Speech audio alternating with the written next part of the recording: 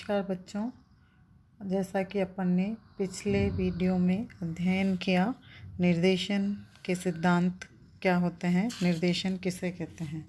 आज का अपना टॉपिक है इम्पोर्टेंस ऑफ डायरेक्शन।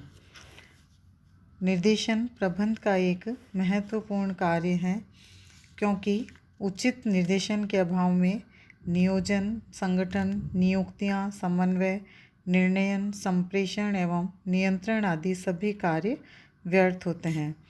इसलिए मार्शल ई डिमोक ने कहा कि निर्देशन प्रशासन का हृदय होता है, जिसमें कि क्रियाओं का निर्धारण, आदेश देना, निर्देश देना एवं गतिशील नेतृत्व प्रदान करना शामिल है।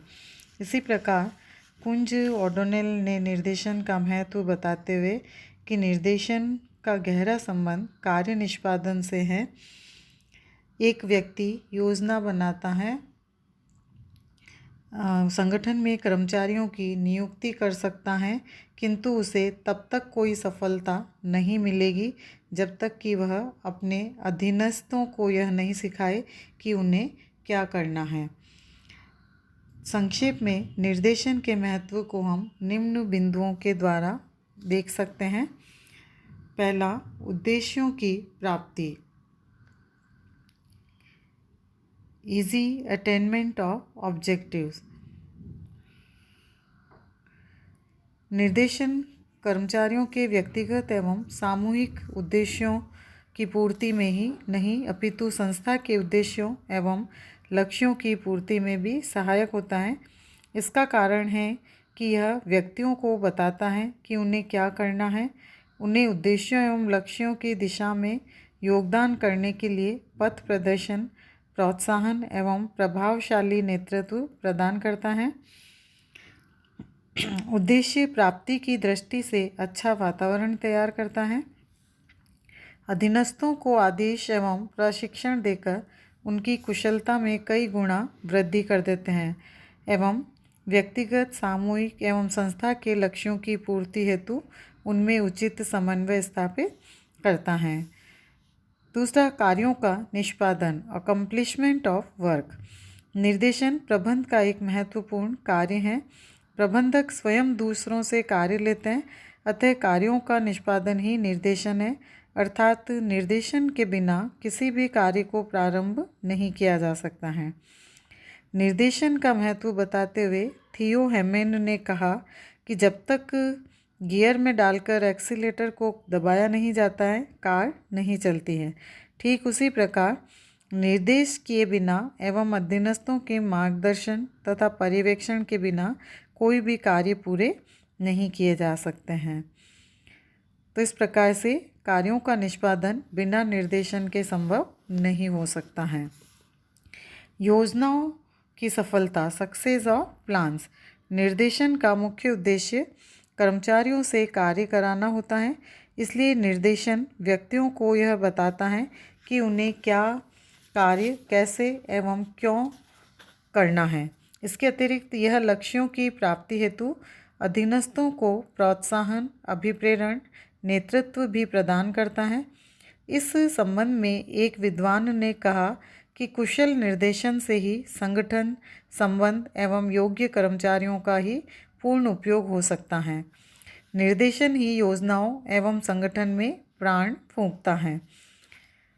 व्यावसायिक संगठन की सफलता का आधार, basis of success of business organisation.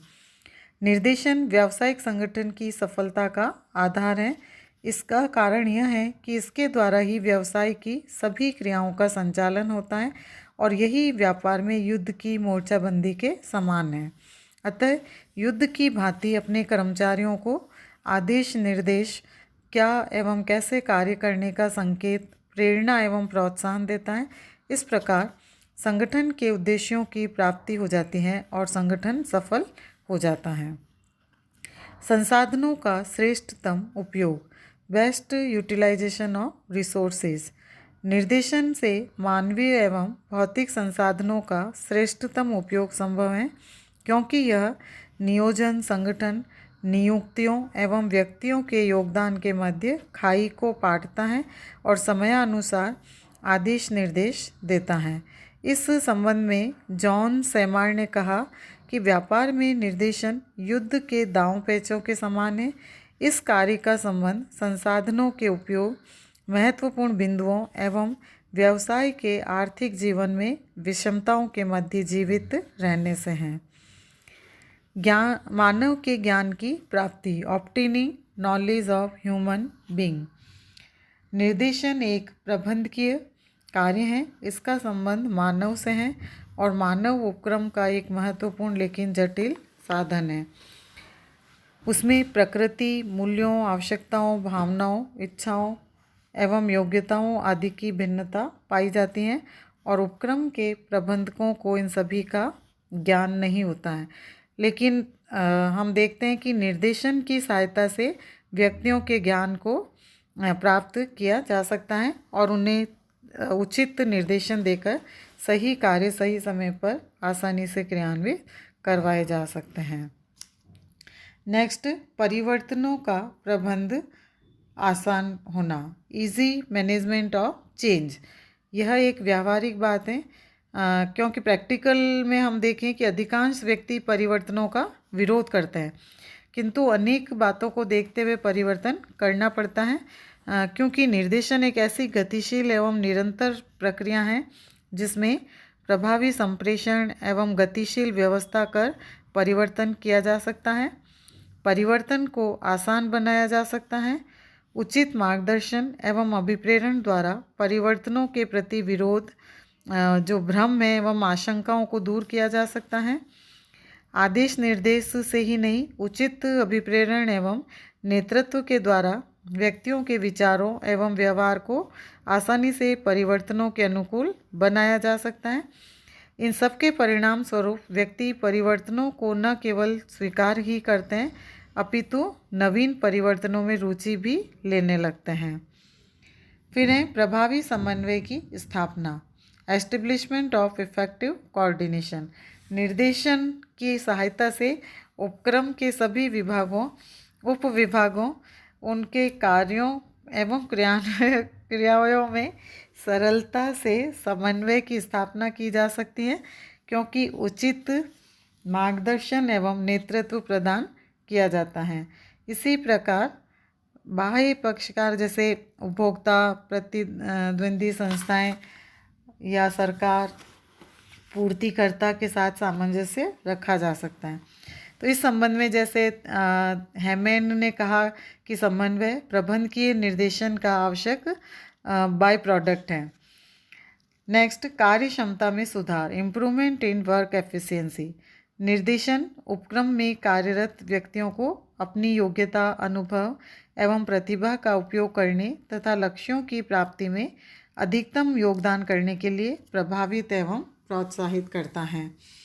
ऐसा प्रभावशाली अभिप्रेरण नेतृत्व एवं संप्रेषण के माध्यम से संभव है। इन सब के परिणाम स्वरूप कर्मचारियों की कार्यक्षमता में सुधार आता है। विभिन्न प्रबंधकीय कार्यों के संयोजन में सहायता, helps in integrating various functions of management. निर्देशन क्या है? प्रबंध के अन्य सभी कार्यों के मध्य एक कड़ी है। प्रबंध के प्राथमिक कार्य नियोजन, संगठन एवं नियुक्तियां हैं तथा अंतिम कार्य नियंत्रण है। तो निर्देशन इन सभी कार्यों के संयोजन में सहायता करता है। इसके अभाव में नियोजन, संगठन एवं नियुक्तियां अर्थहीन है तो नियंत्रण स्थापित करना तो बहुत ही कठिन हो जाता है। इसलिए निर्देशन को प्रबंध के इन कार्यों का सफलता का आधार माना जाता है। नेक्स्ट, प्रबंध की योग्यता का विकास, डेवलपमेंट ऑफ मैनेजरियल एबिलिटी। निर्देशन से प्रबंध की योग्यता, क्षमता एवं कौशल का विकास होता है। इसका कारण है कि अपने अधिकारियों के निर्देशन में कार्य करते करते स्वयं भी निर्देशन करने की कला एवं गुण सीख जाते हैं और इसके अलावा निर्देशन की सहायता से मानव की प्रकृति, इच्छाओं और योग्यताओं की भिन्नता का ज्ञान भी हो जाता है। और लास्ट, अनुकूल व्यवहार की समझ, अंडरस्टैंडिंग रीजनेबल बिहेवियर। निर्देशन की सहायता से उपक्रम के मुख्य अधिकारी को संस्था की नीतियों, समस्याओं, समाधान एवं अवसरों एवं व्यक्तियों की व्यापक समझ प्राप्त करने के अवसर मिल जाते हैं और इसका परिणाम होता है आवश्यकताओं की मांग के अनुसार व्यवहार कर सकता है।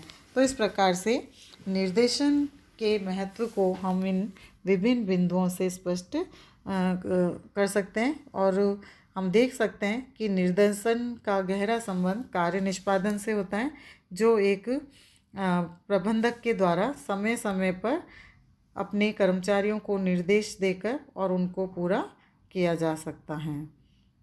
धन्यवाद बच्चों।